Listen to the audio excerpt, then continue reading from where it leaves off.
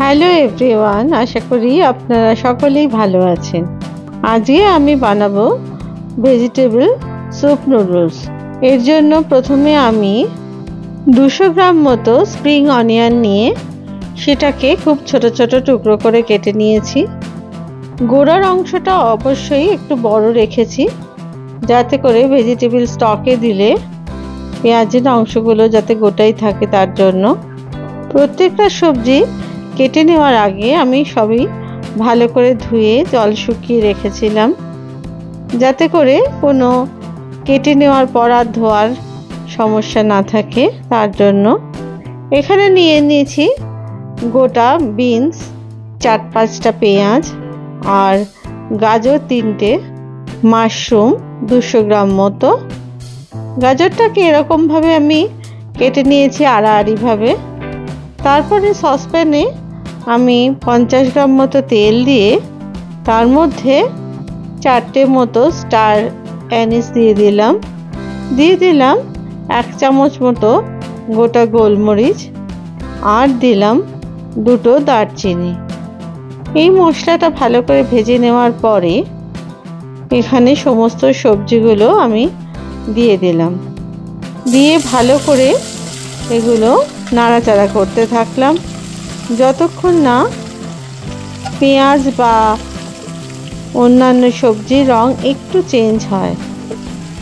এই রান্নাটা medium to high ফ্লেমেই করতে হবে, কারণ সবজিগুলো একটু ভেজে নিতে হবে তার জন্য। আর এখানে আমি দিয়ে দিলাম 1/2 চামচ মতো নুনটা আপনারা আপনাদের স্বাদ অনুযায়ী দেবেন। দিয়ে দিলাম এর মধ্যে 1/2 চামচ মতো গোলমরিচ গুঁড়ো, দিয়ে নুন আর গোলমরিচগুলো সবজির সাথে ভালো করে মিশিয়ে নিলাম। আর বলে রাখা দরকার, তেলটা আমি অলিভ অয়েল ব্যবহার করেছি এখানে, আপনারা চাইলে সিসমি অয়েলও ব্যবহার করতে পারেন। দিয়ে দিলাম 4 কাপ মতো জল, মানে 800 মিলিলিটার মতো জল দিয়েছি এখানে। এই জলটা একদম যতক্ষণ না এটা জলটা হাফ হয়ে যাবে ততক্ষণ এই সবজিগুলোকে ফোটাতে হবে। প্রথমে আমি একটু ঢাকা দিয়ে রেখেছিলাম জলটা ফুটে যাওয়ার জন্য।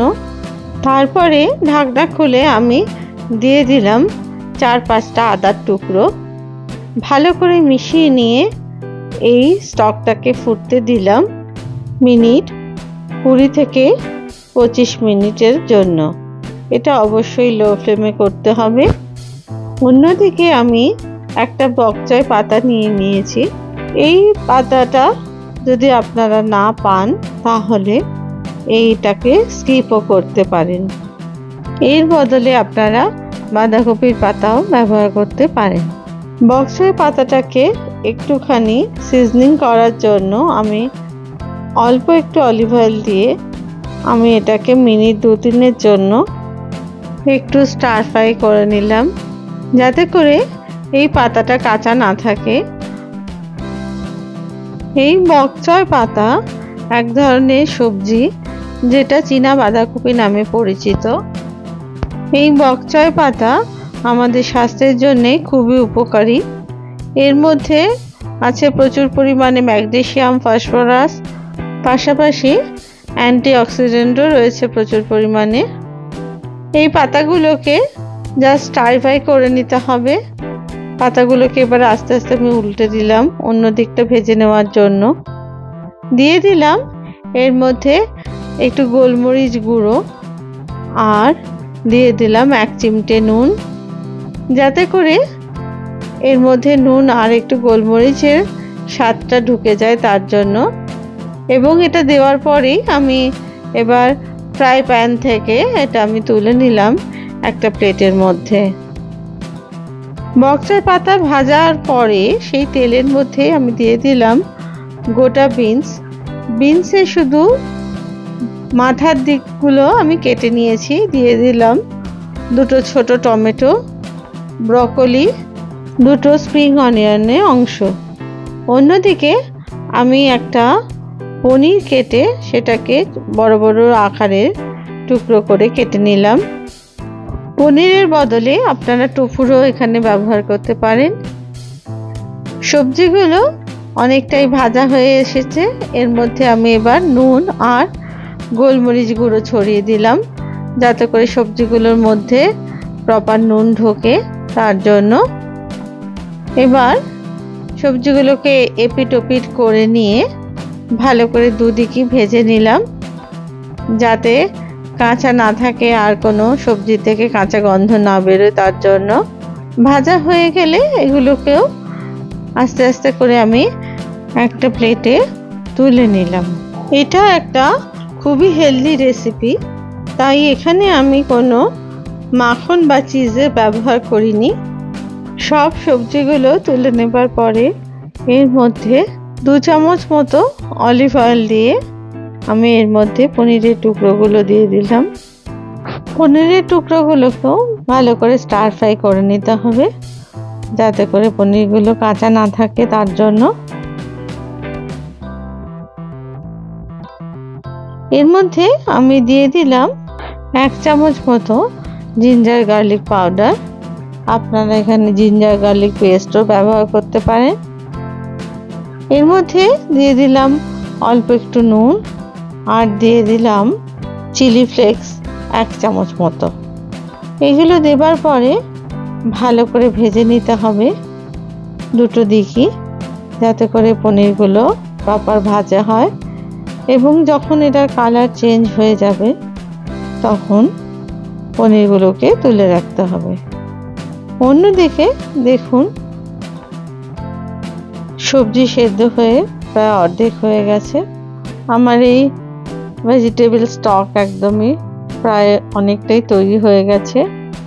আরও মিনিট 5-7 ফুটে যাবার পরে আমি এবার আস্তে আস্তে গ্যাসটাকে অফ করে দেব এবং এটাকে রেখে দিতে হবে মিনিট 5-এর জন্য, না হলে স্টকটা ভালো তৈরি হবে না।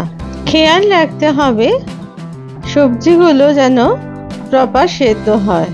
এরপরে অন্যদিকে একটা গ্যাসে ফ্রাইং প্যান বসিয়ে আমি জল দিয়ে দিয়েছি, সেখানে আমি নুডলসগুলোকে ছেড়ে দিলাম, যাতে করে নুডলসগুলো সেদ্ধ হয় তার জন্য। আমি এখানে হুইট নুডলস ব্যবহার করেছি, আপনারা চাইলে যে কোনো ধরনের নুডলসই ব্যবহার করতে পারেন। একটু নাড়াচাড়া করে কিছু নুন ছড়িয়ে দিলাম নুডলসের ওপরে, আর দিয়ে দিলাম বড় চামচের 1 চামচ তেল, যাতে করে নুডলসগুলো একটার সাথে একটা লেগে না যায়, যাতে করে প্রত্যেকটা নুডলসই যেন আলাদা থাকে।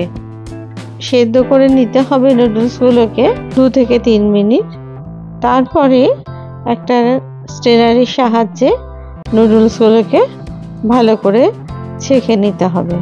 ছেঁকে নেওয়ার পরে এর উপরে ঠান্ডা জল দিয়ে দিতে হবে, না হলে নুডলসগুলো একটার গায়ে আর একটা লেগে যেতে পারে। তারপরে একটা থালায় ছড়িয়ে দিতে হবে ঠান্ডা করার জন্য।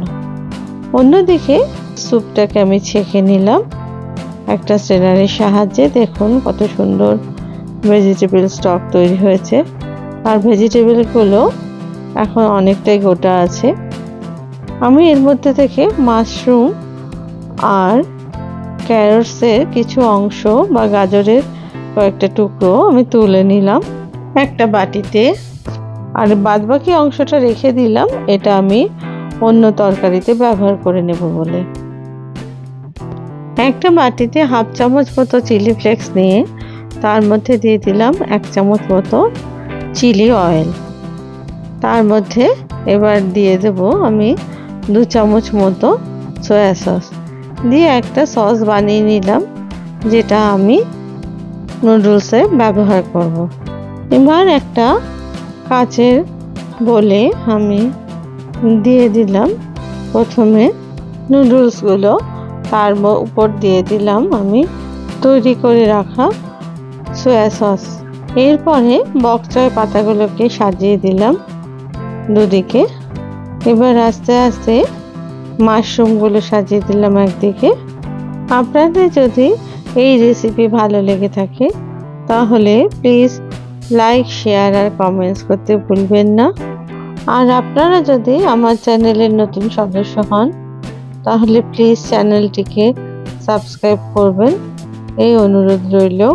কয়েকটা গাজরের টুকরো দিয়ে দিলাম নুডলসের ওপরে, আর স্টার ফ্রাই করে রাখা বিনসগুলো সাজিয়ে দিলাম নুডলসের ওপরে।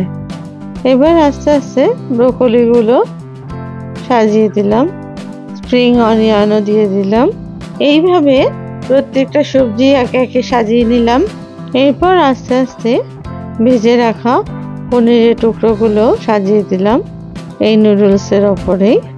এই নুডলস বানানো খুবই সহজ আর খুবই স্বাস্থ্যকর।